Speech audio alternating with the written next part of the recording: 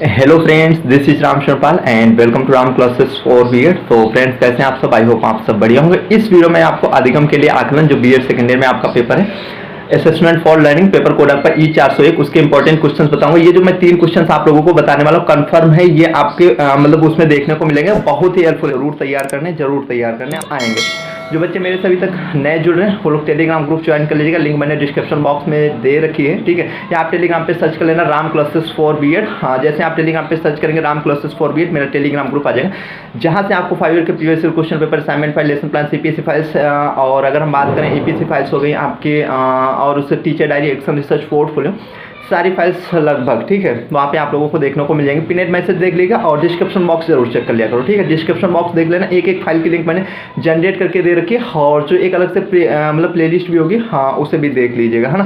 काफ़ी हेल्पफुल आप लोगों के लिए रहेगी। तो ज़्यादा टाइम ना लेता वीडियो की। और हाँ, एक चीज़ और बता देना, जो बच्चे नोट्स लेना चाहते हैं, ठीक है, नोट्स लेना नहीं चाहते आप लोग लीजिए, आप लोग ये समझिए, ठीक है। बहुत ही कम प्राइस में मैं नोट्स लाया हूँ। नोट्स का प्राइस बहुत, आप मुझे प्रिंट भी करवा सकते हो, ठीक है। हाँ, तो बहुत ही अच्छे नोट्स है। जो बच्चे मेरे से पहले से जुड़े उन्हें आई होप ऑलरेडी पता है, ठीक है, ये चीज़ है। तो अब ज़्यादा टाइम ना लेते वीडियो की शुरुआत करते हैं। अधिगम के लिए आकलन, ठीक है, और यूनिट 1 से ये क्वेश्चन हैं। इसमें जो मैं क्वेश्चन सबसे पहले आपको ये बता देता हूँ, हाँ, मतलब ये जो क्वेश्चन हैं ये आपको 3 मतलब है, ये आपको बता देता हूँ। देन अगर हम बात करें तो क्वेश्चन कैसे पूछता वो चीज़ हम लोग देखेंगे, है ना, ताकि मतलब आपको आसानी से चीज़ें समझ में आ सकें, ठीक है। पहली बार अगर इतना भी कर रहे हो ना, जैसे ये बता रहा हूँ, तो आपको वहाँ पे मतलब जो पेपर करोगे तो चीज़ें समझ में आ जाएंगी। बट अगर प्रीवियस क्वेश्चन आपने इस हिसाब से देख लिए तो आपको काफ़ी चीज़ें आसानी से समझ में आ जाएंगी। तो पहला है मतलब ये है शैक्षिक मापन, एजुकेशनल मेजरमेंट, ठीक है। 100% क्वेश्चन मतलब बताया ना, ये जो है 100% ही ये देखने को मिलेंगे तीनों क्वेश्चन आपको एग्जाम में, ठीक है।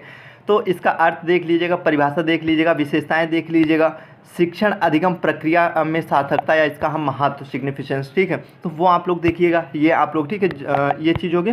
और उसके बाद में अगर हम बात करें तो यहाँ पे ये इवोल्यूशन मूल्यांकन या आपसे शैक्षिक मूल्यांकन पूछे, ठीक है, तो इसका अर्थ देख लीजिएगा, विशेषता। अभी मैं आपको बता रहा हूँ क्वेश्चन कैसे आएगा। क्वेश्चन आपसे ये साधारण क्वेश्चन नहीं रखेगा वहाँ पे, जैसे आप सोच रहे हो शैक्षिक मूल्यांकन से आप क्या समझते हैं, इसकी अर्थ एवं विशेषता बताए, ऐसे नहीं क्वेश्चन रखेगा, ये चीज़ भूल जाना इसमें, ठीक है। क्योंकि अगर आपको, मुझे लग रहा है, कोई हार्ड सब्जेक्ट लग रहा होगा बीएड सेकेंड ईयर में, तो सिर्फ एक ही सब्जेक्ट होगा, वो होगा कौन सा, ये वाला, ठीक है, मतलब अधिगम के लिए आकलन। बट जो चीज़ें मैं बता दूंगा ना, उसके बाद में आपको बहुत ईजी लगेगा। और पिछली बार जाइए, हाँ, आप लोगों को तो पता ही, आप लोग जब फर्स्ट ईयर में थे तो मैंने जो इंपॉर्टेंट क्वेश्चन बताए सारे के वहाँ से देखने को मिलेंगे। और तो और सेकेंड ईयर वाले में जाइए आप, यही जो मतलब, क्योंकि ये हार्ड सबको लग रहा था तो इसके तो इंपॉर्टेंट क्वेश्चन भेजने थे, तो मैंने वहाँ पर बताया हुआ था। देन जो पेपर था ना, तो मतलब जो एक इंपॉर्टेंट वीडियो मैंने बनाई हुई थी, उसमें मैंने एक भी अच्छी बात यह है कि मैंने उसमें एक भी मतलब वो थ्योरी वाला वैसा वाला मतलब सवाल वाला मैंने सवाल मतलब क्वेश्चन नहीं दिया था। और 2023 में एक भी सवाल वाला मतलब क्वेश्चन नहीं आया था, ये चीज़ समझिए, है ना। बस बात वो चीज़ें ज़्यादा समझ के तब कहीं देखना पड़ता है ना।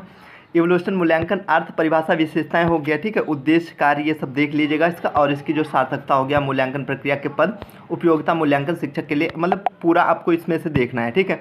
उसके बाद में अगर हम बात करें तो फॉर्मेटिव इवोल्यूशन, समेटिव इवोल्यूशन, देखो इसमें भी देखने को मिलेगा आपको। आपके जो पेडालॉजी सब्जेक्ट होंगे उसमें भी आप लोगों को ये चीज़ें देखने को मिलेंगी, ठीक है। ये तो कन्फर्म है, मतलब यूनिट 1 अच्छे से कर लेना, वहाँ भी काम आ जाएंगे आपको। फॉर्मेटिव इवोल्यूशन मतलब देखो इसके यहाँ पे कई नाम है, मैंने आपको यहाँ पे लिख दिया, क्योंकि आप क्वेश्चन पेपर सुना होगा ना, बच्चे क्या करते हैं, क्वेश्चन पेपर प्रीवियस चाहिए, सब प्रीवियस प्रीवियस। अरे प्रीवियस तो मैं दे देता हूँ 5-6 साल के, कोई दिक्कत नहीं है, ठीक है। जो बच्चे पैड नोट्स उनको भी दे देता हूँ, ठीक है, उनको तो मतलब देता ही हूँ, बाकी टेलीग्राम पे वैसे ढूंढना पड़ता है, मिल जाते हैं, ठीक है। तो ये यहाँ पे देखिए, इस चीज़ का आपको ध्यान रखा, जो हिंदी मीडियम वाले बच्चे हैं, ठीक है, उन्हें दिक्कत होती है। उन्हें दिक्कत क्या होती है, आपसे पूछेगा मतलब निर्माणात्मक मूल्यांकन, या आपसे पूछता है संरचनात्मक मूल्यांकन, और एक दो इसके नाम है, वो आपसे पूछ सकता है वहाँ पे, ठीक है। तो आप वहाँ पे कंफ्यूज हो जाते हैं, यार ये कहाँ से आ गया, अभी तो मतलब मैंने पढ़ा नहीं वो चीज़। और ऐसे ही आपको समेटिव इवोल्यूशन है, संकलनात्मक मूल्यांकन, या आपसे योगात्मक मूल्यांकन पूछ सकता है ना। कोई भी नाम ऐसे रख देगा, हिंदी वाले वो होता है। आप लोग ऐसे में इंग्लिश जरूर पढ़ लिया करो, ठीक है। और जो हेडिंग्स वगैरह हो उन्हें तो मतलब इंग्लिश में आप मतलब लिखा भी करो और पढ़ा भी करो, ठीक है। फॉर्मेटिव इवोल्यूशंस हो गया आपका, समेटिव इवोल्यूशंस, ये, ठीक है। अभी आप लोगों को मैं बताने वाला हूँ क्वेश्चन कैसे आता है, ठीक है। और उसके बाद में रचनावादी प्रतिमान में संकलन आकलन की भूमिका, ठीक है, या ये है इसके निर्धारण की भूमिका। फिर इसमें यहाँ पे ये चीज़ है, अधिगम के लिए आकलन और अधिगम का आकलन, ठीक है। ये जो 2-3 हैं, इसमें आपको विशेष ध्यान रखना है, क्योंकि इसमें अंतर पूछता है, राइट है। अभी मैं पूरा क्वेश्चन पेपर आपको समझाऊंगा, क्वेश्चन कैसे आएंगे वहाँ पे, है ना। चुनाव आधारित, ये आपका मतलब 4 नंबर में आ जाता है, ठीक है। तो 4 नंबर में मतलब ये वाला हो जाएगा, सॉरी 2 नंबर में ना, मतलब BC ये C, राइट है। सॉरी एक चीज़ मैं वहाँ पे बोल दिया था, हाँ मुझे ध्यान नहीं रहा कि मैंने वहाँ पे उसमें ये चीज़ बोल दिया कि आपको 16 से 20 32 नंबर मतलब देखने को मिलेंगे। ये चीज़ मुझे ध्यान नहीं था, मतलब ये मतलब ध्यान नहीं रहा क्योंकि मुझे बीएड की फर्स्ट ईयर के हिसाब से ध्यान रहा। ये आपका जो पेपर होता है बीएड सेकेंड ईयर में 40 नंबर का आता है, ठीक है। तो 40 नंबर मतलब थे वहाँ पे, अगर वहाँ पे जो चीज़ 16 में पूछी जाती है वो यहाँ पे 8 में मतलब ऐसे सेम प्रोसेस है, मतलब नंबर आधे हैं ना, लॉन्ग में उतने ही क्वेश्चन रहेंगे बट वहाँ पे 16 नंबर के 3 करने, यहाँ 8 के हो जाएंगे, ठीक। तो सेम वो चीज़ है, तो उस हिसाब से आप लोग समझिएगा इसमें 8 या मतलब अगर हम बात करें मतलब 10-12 नंबर आपको देखने को मिल सकते हैं यहाँ पे, है ना, इसमें से।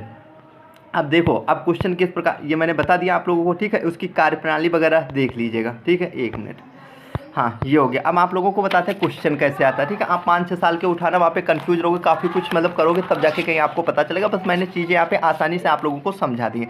अब क्वेश्चन कैसे उठाएगा वो चीज़ आप लोग देख लीजिए, ताकि आपका मतलब जब इतना देख लिया तो आपका मतलब कोई वो ना रहे ना। क्वेश्चन साधारण नहीं उठाता, ऐसे पूछता है आप लोगों से, शैक्षिक मापन को परिभाषित कीजिए, या माप रख सकता है या मापन रख सकता है, ठीक है। तो वो आपको कन्फ्यूज नहीं होना, वो यही चीज़ होती है, ठीक है। तो अगर वो आपसे पूछता है शैक्षिक मापन मतलब शैक्षिक मापन को परिभाषित कीजिए, ऐसे पूछेगा, फिर पूछेगा इसी में क्वेश्चन आगे लगाएगा, संक्षेप में मापन तथा मूल्यांकन का अंतर बताइए, ठीक है। मतलब मापन भी ले लिया, मूल्यांकन भी ले लिया। उसके बाद में आपसे पूछा मूल्यांकन शिक्षक के लिए किस प्रकार उपयोगी है, ठीक है। मतलब इसमें जो उपयोगिता मैंने लिखी होगी, उद्देश्य, सिग्निफिकेंस, हाँ तो ठीक है, उपयोगिता वगैरह, तो ये यहाँ पे मैंने लिखा किस प्रकार उपयोगी, ठीक है। तो ये ऐसे 2 क्वेश्चन से मिला के एक क्वेश्चन बना। इसमें एक क्वेश्चन आपसे सीधे रख ही नहीं सकता, आप मूल्यांकन से क्या समझते हो उसकी विशेषताएं नहीं रखेगा वो।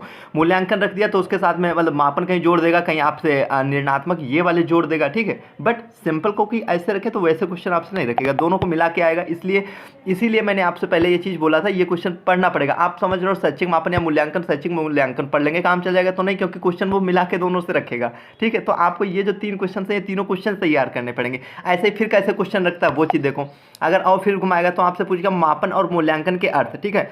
परिभाषा और विशेषताओं का वर्णन कीजिए। मापन मतलब इसने क्या पूछ दिया, इसने आपसे पूछ दिया, ये 2020 में अगर हम बात करें ऐसे क्वेश्चन पूछा था, मापन और मूल्यांकन के अर्थ और परिभाषा। इसमें मतलब मापन का भी आपको लिखना है, ठीक है, मूल्यांकन का भी, उसका भी अर्थ, उसकी भी परिभाषा, उसकी भी अर्थ परिभाषा लिखनी है, फिर उसकी भी विशेषताएं लिखनी है, उसकी भी विशेषताएं लिखनी है, फिर दोनों के बीच में आपको अंतर करना है, ठीक है। तो इस प्रकार से क्वेश्चन पूछता है आप लोगों से, राइट है। तो एक से काम नहीं चलने वाला, ये पूरा आपको तैयार ही करना पड़ेगा।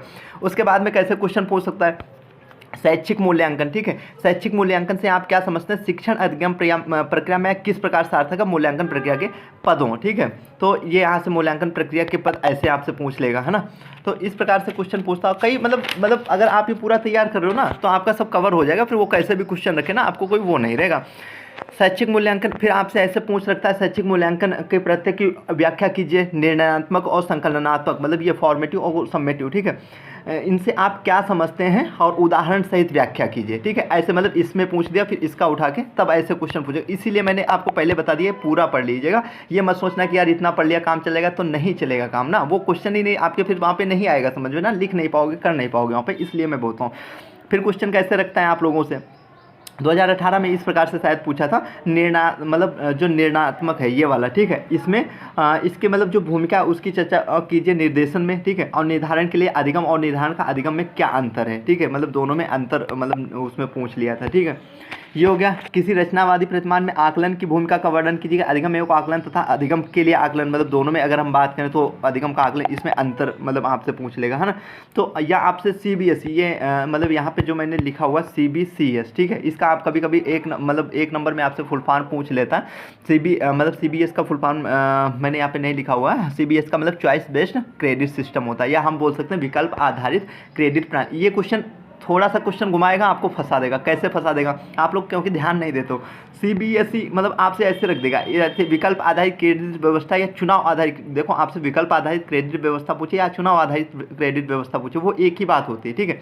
चॉइस बेस्ड मतलब करके क्या है, फिर विकल्प आधारित क्रेडिट मतलब व्यवस्था किस प्रकार कार्य करती है, ऐसे पूछ लेगा क्वेश्चन। या तो आपसे पूछ लेगा चॉइस बेस्ड सिस्टम, वो इंग्लिश में ही लिख देगा चॉइस बेस्ड सिस्टम, ठीक है। उससे आप क्या समझते हैं, उसकी जो कार्यप्रणाली है उसका मतलब वर्णन कीजिए, ठीक है। तो ऐसे आपसे क्वेश्चन किसी भी प्रकार से वो घुमा फिरा सकता है। तो ये जो मैंने आप लोगों को बताया ये लॉन्ग में ही मतलब है, शॉर्ट में मतलब नहीं शॉर्ट के, क्योंकि अगर यूनिट 1 से अगर हम बात करें शॉर्ट में तो आपसे मतलब परीक्षण की गुणवत्ता पूछ गए संजय, मतलब CGPA हो गया उससे पूछ लेता है आपसे क्वेश्चन, है ना। चॉइस और CBSE वाला ये तो लॉन्ग शॉर्ट दोनों में ही आ जाता है, ठीक है। वेरी शॉर्ट में 1 नंबर में फुल फॉर्म ही पूछ लेगा। सतत और व्यापक मूल्यांकन अभी मैंने आप लोगों को बताया नहीं बताया, तो उसमें 4 नंबर में आता है, ठीक है। मूल्यांकन वाला रचनात्मक और ये वाला मतलब लॉन्ग और शॉर्ट दोनों में आता है। तो इस प्रकार से आप ये जो मैंने क्वेश्चंस बताए आप लोग तैयार कर लीजिएगा, ठीक है। बहुत ही इंपॉर्टेंट है इस बार आप लोगों के लिए, इस बार नहीं मतलब आगे भी देखेंगे तब भी इंपॉर्टेंट ही रहेंगे। तो फ्रेंड्स जल्दी मिलते हैं अगले वीडियो में। वीडियो देखने के लिए आप सभी का